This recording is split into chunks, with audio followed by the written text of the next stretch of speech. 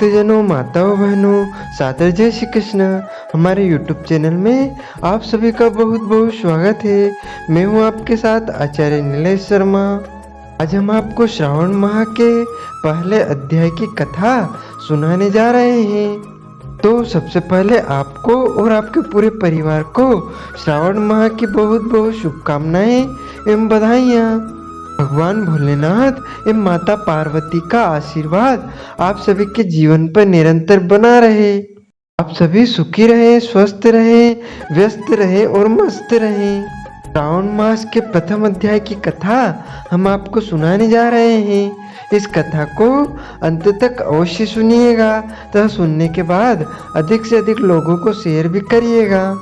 स्कंद पुराण के अंतर्गत ईश्वर सनत कुमार के संवाद में श्रावण मास के पहले अध्याय की कथा का जो वर्णन किया गया है उसमें कहा गया है कि एक समय की बात है। रौनक जी बोले, हे सूत जी महाराज, हे महाभाग, हे व्यास शिष्य, हे अकलमस, आपके मुख कमल से अनेक व्याख्यानों को सुनते हुए हम लोगों की तृप्ति नहीं होती है, अपितु बारंबार सुनाने की इच्छा बढ़ती जा रही है। तुला राशि में स्थित सूर्य तो कार्तिक मास का महात्म, मकर राशि में माघ मास का महात्म और मेष राशि में स्थित सूर्य में वैशाख मास का महात्म्य और इसके साथ उन मासों के जो भी धर्म हैं उन्हें आपने भली भांति कह दिया। यदि आपके हित में इनसे भी अधिक महिमामय कोई मास हो तथा भगवत प्रिय कोई धर्म हो तो उसे आप हमें अवश्य कहिए, जिसे सुनकर कुछ अन्य सुनने में भी हमारी इच्छा न हो। वक्त को श्रद्धालु श्रोता के समक्ष कुछ भी छिपाना नहीं चाहिए। सूत जी बोले, हे मुनियों, आप सभी लोग सुने, मैं आप लोगों के वाक्य गौरव से अत्यंत संतुष्ट हूँ। आप लोगों के समक्ष मेरे लिए कुछ भी गोपनीय नहीं है। दंभ रहित होना, आस्तिकता, सटता का परित्याग, उत्तम भक्ति सुनने की इच्छा, विनम्रता, ब्राह्मणों के प्रति भक्ति परायणता, सुशीलता, मन की स्थिरता, पवित्रता, तपस्विता और अनसूया, ये श्रोता के 12 गुण बताए गए हैं। ये सभी आप लोगों में विद्यमान है। अतः मैं आप लोगों पर प्रश्न होकर उस तत्व का वर्णन करता हूँ।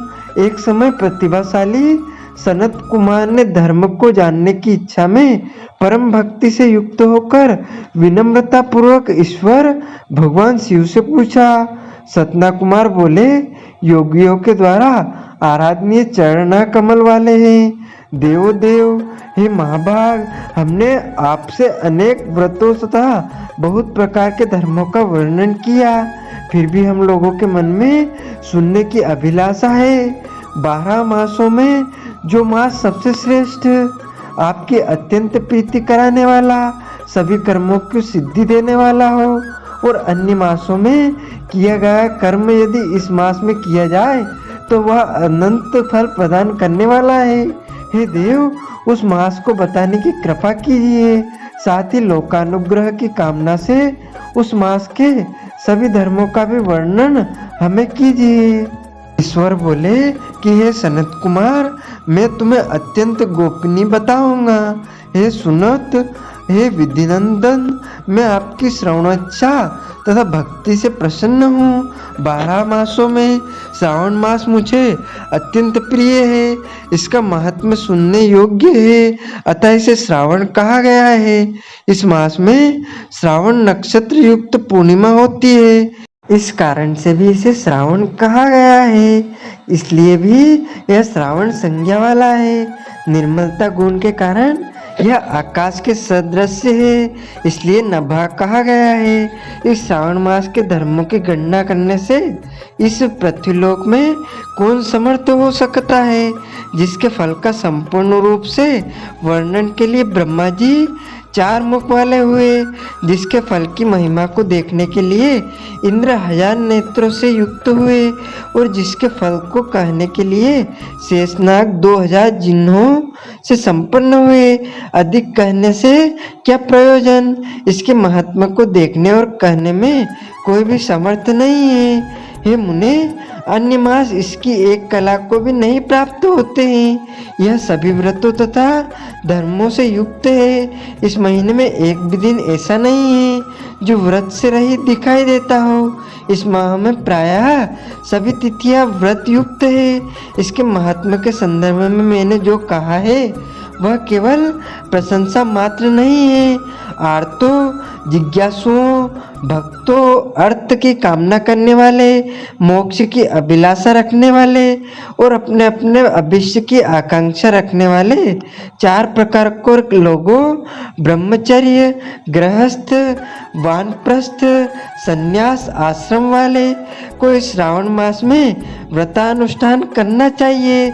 सनात कुमार बोले, हे भगवान, हे सत्तम, आपने जो कहा कि इस मास में सभी दिन एवं तिथियां व्रत नहीं रहित नहीं है, तो आप उन्हें मुझे बताएं कि किस तिथि में और किस दिन में कौन सा व्रत होता है, उस व्रत का अधिकार कौन है, उस व्रत का फल क्या है, किस किसने इस व्रत को किया, उसके उद्यान की विधि क्या है, प्रधान पूजन कहाँ हो और जागरण करने की क्या विधि है, उसका देवता कौन है, उस देवता की पूजा कहाँ होनी चाहिए, पूजन सामग्री क्या क्या होनी चाहिए और किस व्रत का कौन सा समय होना चाहिए। हे प्रभु, वह सब आप मुझे बताएं। यह मास आपको प्रिय क्यों है, जिस कारण यह पवित्र है। इस मास में भगवान का कौन सा अवतार हुआ, यह सभी मासों में श्रेष्ठ कैसे हुआ और इस मास को कौन कौन धर्म अनुष्ठान के योग्य है। हे प्रभु, यह सब बताएं। आपके समक्ष मुख अज्ञानी का प्रश्न करने से कितना ज्ञान हो सकता है, अतः आप संपूर्ण रूप में बताएं। हे कृपालो, मेरे पूछने के अतिरिक्त भी जो जो शेष रह गया हो उसे भी लोगों के उद्धार के लिए कृपा करके बताएं। रविवार, सोमवार, भोमवार, बुधवार, बृहस्पतिवार, शुक्रवार, शनिवार के दिन जो करना चाहिए, हे विभो, वह सब मुझे बताइए। आप सबके आदि में अभिभूत हुए हैं, अतः आपके आदि देव कहा गया है। जैसे एक की विधि बाधा से अन्य की विधि बाधा होती है, वैसे ही अन्य देवताओं के अल्प देवता के कारण आपको महादेव माना गया है। तीनों देवताओं के निवास स्थान पीपल वृक्ष में सबसे ऊपर आपकी स्थिति है। कल्याण रूप होने के कारण आप शिव है, पाप समूह के होने के कारण आप हर है। आपके आदि देव होने से आपका शुक्ल वर्ण प्रमाण है, क्योंकि प्रकृति में शुक्ल वर्ण ही प्रधान है, अन्य वर्ण विकृत है। आप कर्पूर के समान गौर वर्ण के हैं, अतः आप आदि देव है। गणपति के अनुष्ठान रूप 4 दल वाले मूलाधार नामक चक्र है। ब्रह्मा जी के अधिष्ठान रूप 6 दल वाले स्वाधिष्ठान नामक चक्र से और विष्णु के अधिष्ठान रूप 10 दल वाले मणिपुर नामक चक्र से भी ऊपर आपके अधिष्ठित होने के कारण आप ब्रह्म तथा विष्णु के ऊपर स्थित है। यह आपकी प्रधानता को व्यक्त करता है। हे देव, एकमात्र आपकी ही पूजा से पंचायतन पूजा हो जाती है, जो कि दूसरे देवता की पूजा से किसी भी तरह संभव नहीं है। आप स्वयं शिव है। आपकी बाईं जांघ ऊपर शक्ति स्वरूप दुर्गा, दाहिनी जांघ पर गणपति, आपके नेत्र पर सूर्य तथा हृदय में भक्तराज भगवान श्री हरि विराजमान है। अन्न के ब्रह्म रूप होने तथा रास के विष्णु रूप होने और आपके उसका भोक्त होने के कारण है ईशान। आपके श्रेष्ठत्व में किसे संदेह हो सकता है। सबको विरक्ति की शिक्षा देने हेतु आप शमशान में तथा पर्वत पर निवास करते हैं। पुरुष सूक्त में उता मृतत्व शेषानो इस मंत्र के द्वारा प्रतिपादन के योग्य है। हे महर्षियों ने कहा है, जगत का संहार करने वाले हलाल को गले में किसने धारण किया? महाप्रलय की कालाग्नि को आपने मस्तक पर धारण करने में कौन समर्थ था? संसार रूप अंधभूख में पतन के हेतु कामदेव को किसने भस्म किया? आप ऐसे हैं कि आपकी महिमा का वर्णन करने में कौन समर्थ है? एक तुच्छ प्राणी में करोड़ों जन्मों में भी आपके प्रभाव का वर्णन नहीं कर सकता। अतः आप मेरे ऊपर कृपा करके मेरे प्रश्नों को बताएं। भगवान शिव कहते हैं कि आप निरंतर इस कथा का श्रवण करते जाएं। आगे आगे मैं आपके सभी प्रश्नों का उत्तर अवश्य ही प्रदान करूंगा। श्री स्कंद पुराणे ईश्वर सनत कुमार संवाद श्रावण मासे महात्म प्रथम अध्याय सदाशिव अर्पणमस्तु। इस प्रकार यहाँ पर श्रावण मास के प्रथम अध्याय की कथा का समापन होता है। बोलिए हर हर महादेव हर।